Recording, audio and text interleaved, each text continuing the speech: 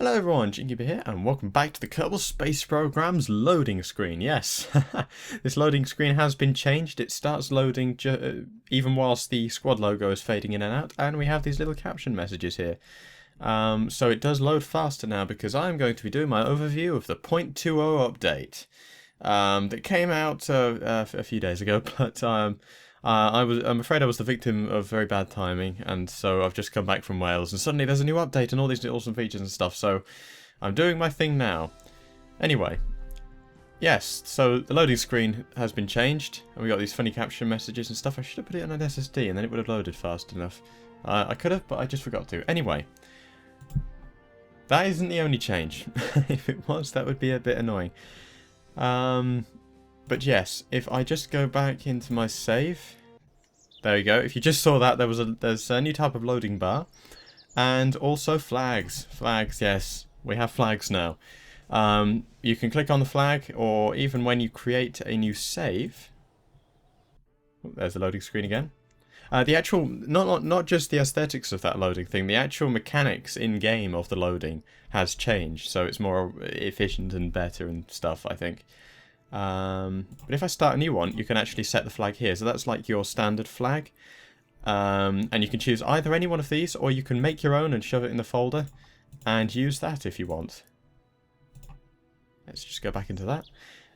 Yes, so let's just... I will actually be making my own custom flag, but for now I'll use the orbit one, I think.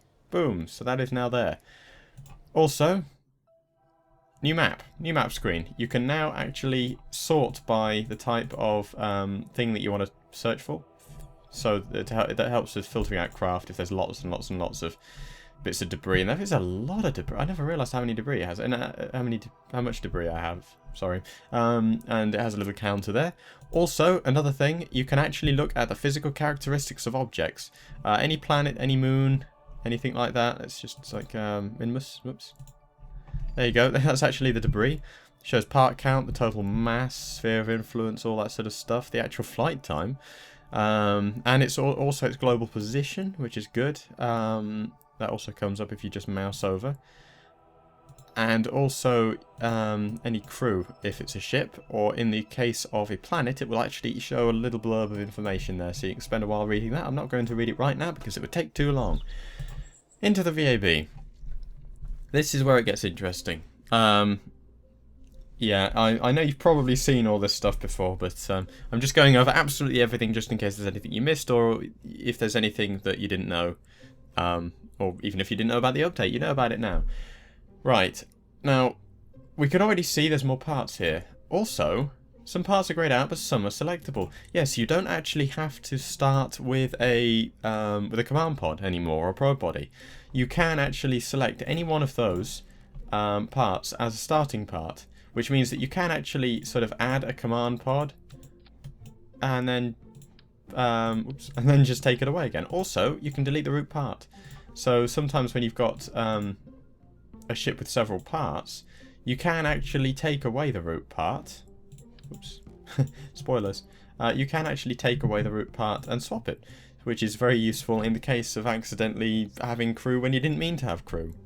For in the case of an unmanned rescue ship that's actually piloted by a drone control pod, if you accidentally put the command pod on first, you're going to have crew in there. So you should be able to get rid of that. Yeah, I think if I added another one there... Let's just rid of that. Yeah, you can get... Oh, no, you do that. There we go. And then you got that one left. Hang on. Let me just get rid of that. Right. There we go. Now, new command pods themselves. Number one, we have this. The Mark 1 lander can, which is basically the Mark 2 lander can, but mini. For one crew member. This one actually does two, as in the old one. It's just... There we go. So, and it's also smaller. So that's good for little mini moon landers, or landers of whatever sort, or little shuttlecraft or whatever you want. The window's in the front there. I'll show you all the IVA views later on, but yes, so that's a nice little quaint mini capsule. Although I know that would be useful for certain rovers and bases and things, but and maybe transport craft that stay on the surface or in space. But for your typical moon rocket that goes to the moon and goes back to Kerbin, I don't see this as being a replacement for this, although you can put larger parts on top of it. So that's it. That is actually quite useful for that.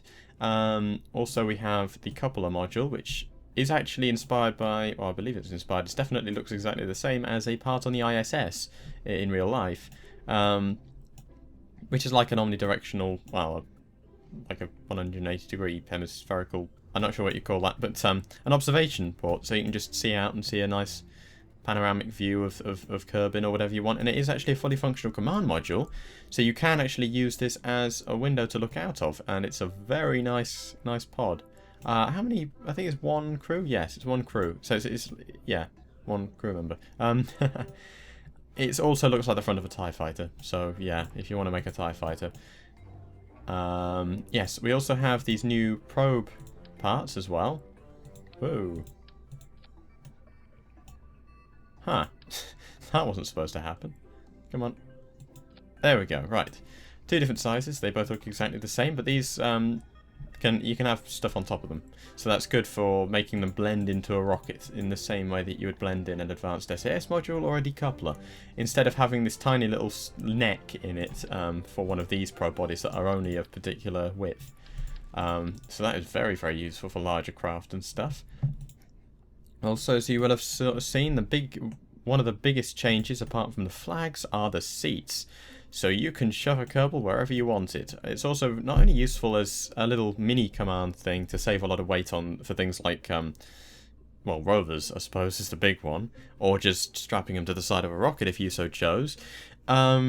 It's also very good for transporting crew without the need for a larger command pod. So you could actually use like a Mark 1 lander can and then shove seats around it.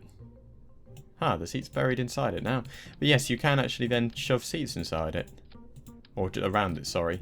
Instead of having to try and get them to hold on to ladders and hard points and stuff, you can just shove a seat there. I believe it's not very heavy. No, it's 0.05 mass. So that is a good option. But you can also control things with it as well. It's just like an external command pod, really. Also, mission flags. If you saw there, if I just, oops, no, not that one. That's too big. I can't decide now. This one. I like this one. Right. Mission flags. You don't have to use the same flag. You can change any flag at any time if you want, but you can actually have a different flag for each mission if you want. So, you know, you could have a flag with like the logo of some base on the moon. Well, yeah, like a moon base on the moon. And then a different flag for Minmus, for a Minmus base, or whatever you want to do. Or some sort of strange message and make some sort of treasure hunt for people. I can see sort of adventure map type things being made in Kerbal Space Program with the flags, because you can put messages on them. Not just on the flags, on the flag itself, but you can actually add a plaque to it. I'll show you that later. But yes, so you can choose a different flag for each mission. So each Kerbal can put down a different flag for different purposes. Or even like warning flags. So you can put a ring of warning flags around a random glitch that might randomly kill your Kerbal, of which there are a few. Maybe some sort of danger flag around a monolith or something, just in case the Kraken comes and eats you or whatever. And what else? Yes, that's it. These aren't just these aren't the only parts that we've got. I'm struggling to find them. Wait, one is here. I know it's here. I know it's here somewhere. It's here, isn't it? Yes. The Clampertron Senior docking port. So, this is the other one. It's just a bigger one. It's a Rockomax size docking port, which is brilliant for all your larger docking needs, and it makes it a lot more neat and tidy if you're making large space stations. I believe it's the same size as the Hitchhiker storage container. Is it the same? Yes, it is. So you can dock multiple Hitchhiker storage containers, maybe an engine at the bottom or whatever you want, and it's nice and neat instead of having this sudden thin neck in the middle where you've got a tiny docking port. I will also do some tests of its strength as well. Because it might be a much neater and better alternative to using triple docking ports when you're for interplanetary spacecraft with a lot of thrust. Otherwise, just using a single miniature docking port rips the ship apart, so you need to use 3. But now we've got this large one. it might mean that we could just go back to 1 again, but I could be wrong. It might just be a scaled up version of that, in which case we'd still need to use triple docked. We'd still need to triple dock them with these. And yes, that was the last thing. These bigger wheels. Why not? Because wheels are cool. These are the ones that they're sort of like slightly larger than.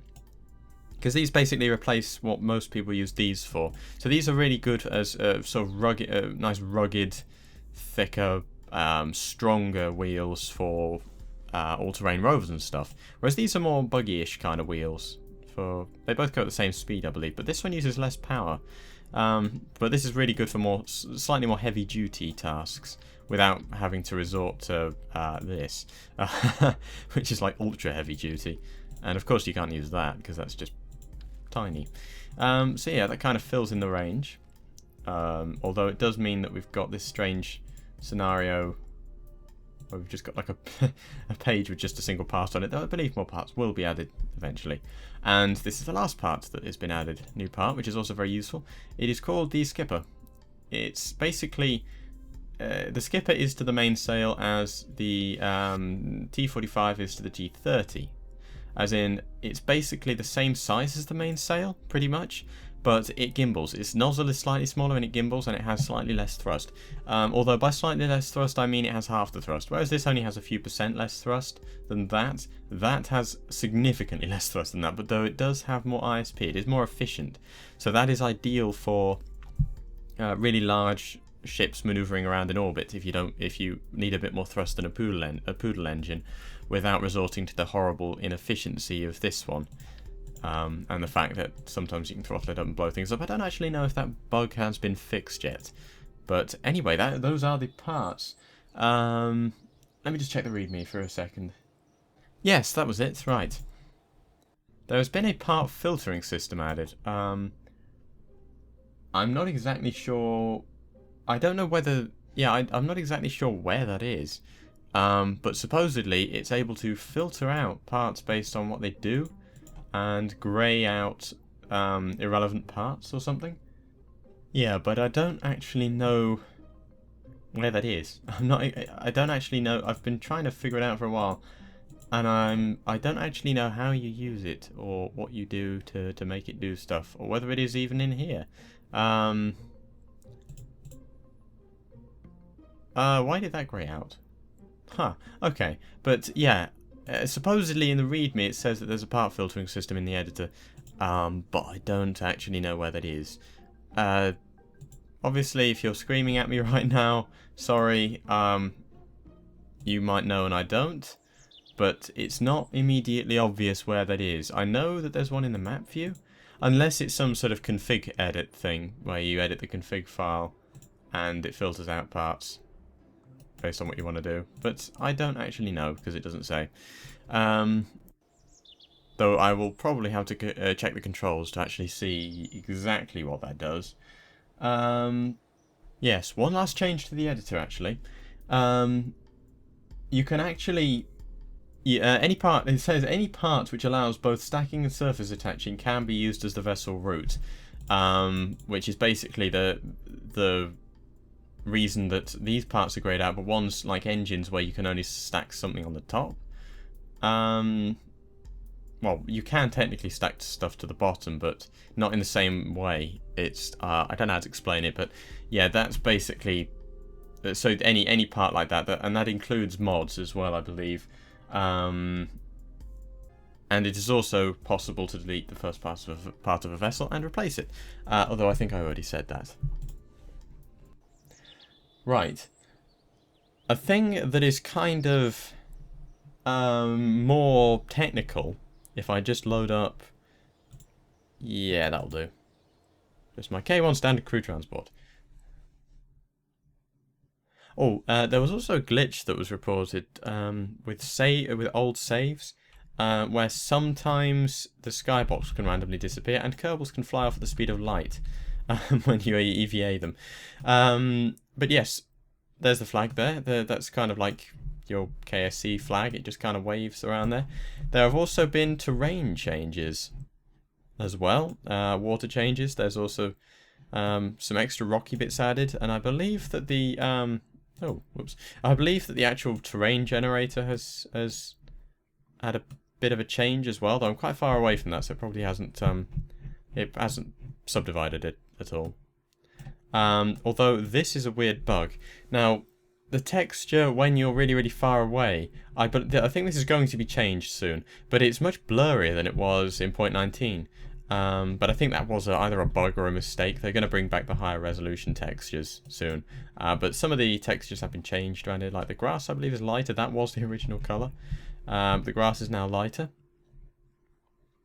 And some various bug fixes and stuff. They've managed to reduce the memory by 30%, etc. So it will run smoother on some machines. Although some people have reported it's actually running worse on some machines, just a little bit. But that's a bit weird.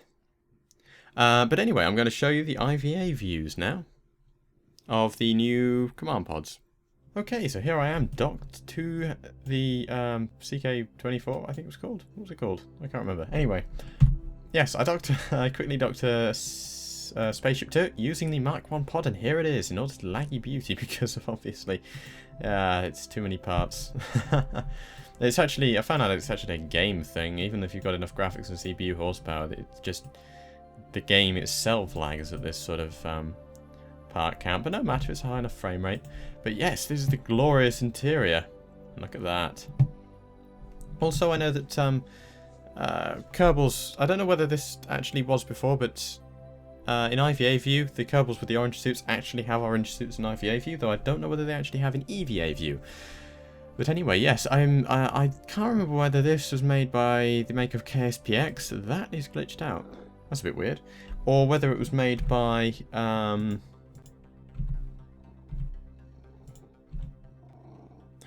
Anyway, or it was made by the B9 pack creator, but both of them have been hired anyway, so yes, they've got a picture of Kerbin and a reminder to close the hatch, and don't forget the snacks. There's a thing about snacks in these new cockpits.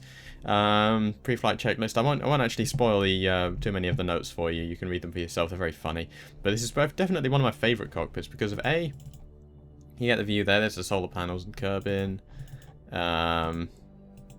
And down here as well. You can double click on all the windows of any pod, if you didn't know that. But yes, the Mark II landing pod only has that, and that display. And I think that as well.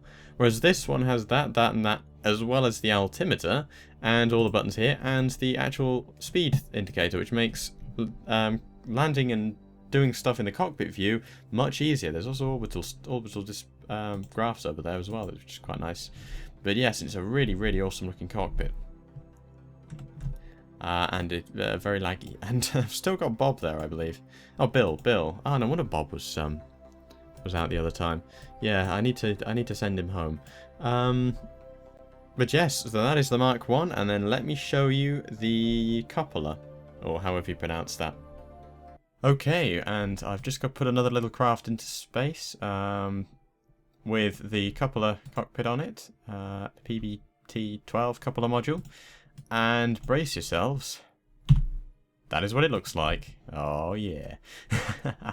This is a nice cockpit with some very blurry text there. They really ought to up the resolution of those textures, because some of the writing is very hard to read, especially the stuff there, which I'm not going to show you because it might ruin it. And there's the hatch up there and the box of snacks because they're very important, and some Kerbals playing around. Also, yes, he has an orange suit. I don't know whether that actually happened before, but this is a really nice view, and it is a proper functional cockpit as well, with lots of buttons that do absolutely nothing. So yes, I decided not to dock this one to the space station, partly because there was nowhere to really practically put a docking port, and it was very laggy in the last one. Ooh, that blurry texture. Right, I hope they fix that soon. But yeah, this is just... and I think all of these windows you can double click to look out of. In fact, I wonder what re-entry looks like. If you can re-enter properly that way round, of course, it would look really cool. But I'll leave that for you to discover, because I haven't tried it yet, and I don't want to ruin it for you. Even though I've probably ruined quite a lot already. But, meh. Just doing my job. Right. Let's just get Bob out. and see whether... Oh, no, his suit isn't... his suit is still silver, but oh well. But yes, those are the IVA views of the cockpits. Now let's show you flag planting. Okay, here we are on the moon, ready to show you the flag planting. And my... Oh yeah, of course the resources tab won't open, but... if you right-click on the Kerbal, and it kind of looks like they've modified the pack slightly, but if you right-click on the Kerbal, it now has a plant flag option. I think each Kerbal... Oh, look at... Each Kerbal can only plant one flag. I think that's what the counter means. And he's smiling like a maniac. But yes, if you click plant flag, and move the mouse away, and right-click away, there we go. Yay! He pops out this rather nice looking flag, which of course is Kerbin, because I set a different flag. This is also in a different save because of my moon rocket was in a different save, but no matter. But yes, I set a different mission flag to the flag for the rest of the site. But anyway, I'm just going to call this moon landing. That's the name of the site. I think that's the label that comes up in the map view and the plaque text.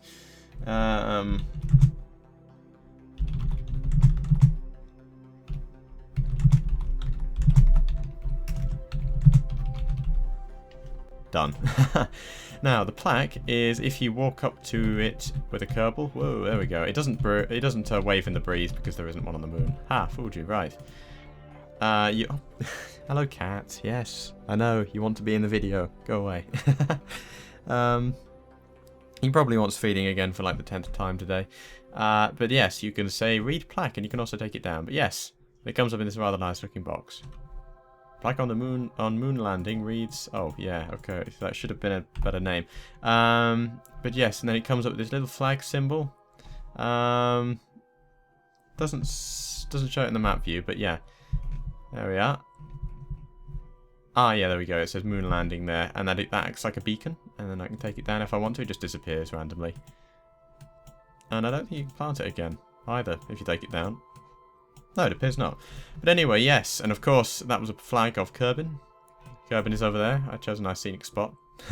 The texture's a bit wobbly, but oh well.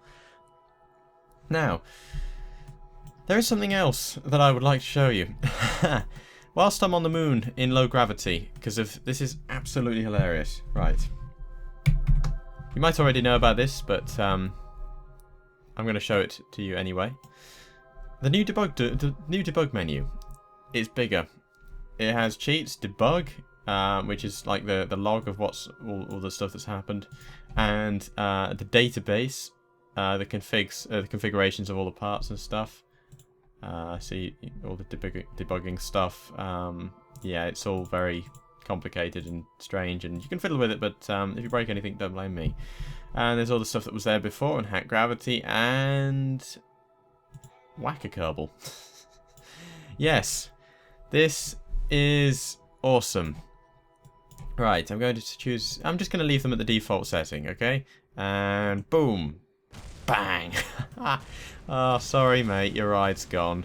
But the Kerbals are still alive. Yes, you can just random... Wow. Look at the stuff flying all over. There's a leg there. Yeah. You can just throw stuff around. Like little shapes and stuff. You can just throw them around and things explode. Let's try and make one roll along the floor to there. Bang! And explodes it up. Right. You can set the speed. Let's just set that up. And the object size. Actually, and the object mass. Let's just, yeah. Boom. Oh my gosh. I didn't expect that. Okay. There's a landing leg over there. Oh, it's still there. Come on, die. Yay, it's not there anymore. And a bit flying around. Yes, and you can also throw capsules as well, little pill shapes and cylinders, which are awesome for crushing Kerbals with, and cubes, and is that it? Yes, that is it. Yeah, it's completely crazy, but yes. And in conjunction with hacked gravity or just low gravity environments, it's hilarious. So this would be good for cinematics, I must admit. Actually, did they show up in cinematic mode? No. I mean, yes, but they'd be good for cinematics as like for ships blowing up and stuff and things being fired, etc. Yeah, it's pretty awesome and fun to play around with. So yeah, just for having fun and blowing stuff up, just for the fun of it. I'm sure Danny will have plenty of fun with this. But yes, it is absolutely just an awesome feature. It's probably one of my favourite features in it, actually. And it's in the debug menu. Oh, it still shows up. Okay. I think you have to Alt F12, then hide Whacker Kerbal, and then Alt F12. Yeah, so yeah, there's I think they actually persist as well. They just if you go into them, they explode, and they react to physics perfectly. Well, not perfectly, but yeah, they are rigid bodies, and it's so fun. There's one in the distance there, I think. Yeah. Anyway, so that was Whacker Kerbal. Yeah, I'm gonna have to end that flight. Now, there's one last thing that I want to show you. The last thing in the update. As soon as... There we go. We've got all our Kerbals back. It's fine. No big deal. Which is some changes to the map view. Well, a really massive change to the map view, which I really, really do like a lot. So, while this is launching, I'm just going to check to make sure this is actually the last thing. Oh, yeah, this is another little note. If you crash or explode, the focus shifts to the nearest controllable vessel, if there is one, rather than just going straight to the end of flight dialogue, which is useful. Just in case, like, there's a multiple crash scenario and you have to quickly switch over to another craft. It does it immediately and lets you go straight onto it if you need to. Yeah, I need to just wait until this thing gets high enough. Oh, and if I didn't mention already, yeah, better terrain. I think I already mentioned that, but yeah, there's new textures and tweaked algorithms and fractals and stuff to generate the terrain, and some slightly different water that doesn't appear to move anymore, which is kind of weird. And to be honest, I prefer the other water. I prefer the other water, but meh, it looks nice anyway. It actually looks better from higher up. Whoops, need to get rid of that. Am I high enough yet? I'll just wait a little bit longer. And I've got another ship in here. And you can actually, there's a little thing there saying switch to or set as target. So you don't have to double click it anymore. It's a bit more of a tidy way of doing it. Yes, I think, yes, this is it. This is something else, actually. There's actually the stats and the names of the Kerbals. This will become very useful for career mode later on in the crew roster. I think that's what you call it. And then there's actually vessel info. So it shows velocity, altitude, the part count and the total mass, and its current status and flight time. That shows in the other map view, but this is kind of like another one. An in-flight thing, and commonly I sometimes off camera use MechJeb to display the current mass of the ship. I think that's actually the delta, the thrust to weight ratio, I think. But yeah, but now you can actually show it in the vanilla game without MechJeb, which is very useful. But yes, I think we're high enough now. You can actually, instead of having to constantly keep the mouse over the apoapsis and have horrible trouble when trying to rendezvous or dock or whatever, you can just click and it stays there. So you don't have to keep mousing over it. So if the apoapsis is moving all over the place, it's just a much nicer method. And you can even hover over another craft while that's going on, which is really cool. So yes, that was just another random little thing in that flight. Okay, I've also knocked up this simple little rover to show you some of the new parts. So, well, in action, like we've got the new wheels here and one of the rover pods, drone control pods, sorry, and most importantly, the new seat. So you right click it and click board to actually get in. There he is with the little foot pedals and joystick and throttle control. And I'm going to disengage docking mode and turn off the brakes. You've probably already worked out what I'm going to do with this by the parts that are on it, but yeah, I'm going to show you one of the other uses of the seats other than just rovers and stuff. As you can see, we have a flag in the distance, and I'm just going to see what happens if we crash into it, because flags do have collision, and this thing is twisted. Must be a result of time warp. Yeah, it does strange things sometimes. I'm just going to see what happens if we crash into the flag. Okay, here we go, heading straight for it. 3, 2, 1...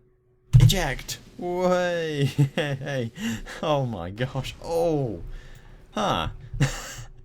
Yes, that is one of the uses. The flag has actually just fallen over, and this thing is actually unharmed. Ah, okay. That wasn't really what I was. Well, it was kind of what I was expecting. Oh, this thing's driving backwards. Okay, it's sort of what I was expecting, but not what I was hoping for. Yeah, the flag is still alive, and so is this. So though it's slightly twisted. Okay, yeah, but that's something else you can do. Yeah. Anyway, yeah, you can knock these around. They do have collision. Doing. But yeah. Anyway. Yes, I think that was about just about everything. I don't think I've missed anything particularly major, but I'd like to know how to get that filtering thing to work. I know how to get it working in the map view, but not in the editor. That's mysterious. Also, there is actually a decal thing you can do. I think it's in the config editor, where you can actually let a part be have the decal of your chosen flag on it, which is very, very cool. But anyway, yes, that was my slightly long overview of 0.20. I think I covered absolutely everything, but anything else. But I'll leave you to have an explore around the cockpits and have a play. And I don't know whether any other cockpits have been modified. I don't think they have, but I'll leave you to find that out if they have. But yes, so subscribe for more, and I'll see you next time when I play a bit more of 0.20 in later episodes. Goodbye.